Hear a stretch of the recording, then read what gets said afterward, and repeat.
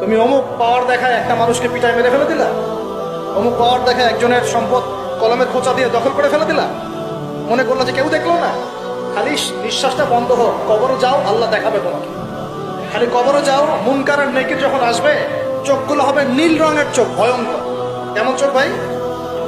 নীল রঙের ভয়ঙ্কর চোখ। আমি বলি একটা হাদিস, কোন একজন নবী আল্লাহকে বলেছিলেন যে আল্লাহ, আমি মারা যাওয়া কোনো মানুষকে দেখতে চাই, সে কেমন আছে। এটা শুনেন ভালো করে হাদিস, মারা যাওয়া কোনো মানুষকে আমি দেখতে চাই, সে কেমন আছে। আল্লাহ পাক সেই নবীর আরজি কবুল করলেন, বললেন আচ্ছা ঠিক আছে দেখাচ্ছি। কবরের সামনে গিয়ে দাঁড়ালেন।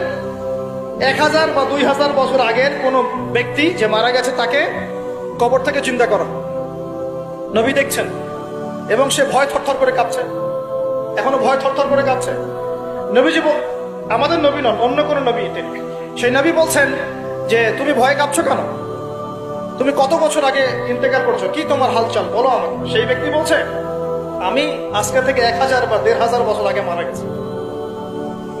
আমি ভয়ে কাঁপছি, যখন আমি মারা যাচ্ছিলাম মালাকুল মউত যে আকৃতি নিয়ে আমার সামনে এসেছিল, ওই আকৃতি আমি এখনো ভুলতে পারি না, তাই দেখে আমি থরথর করে কাঁপছি।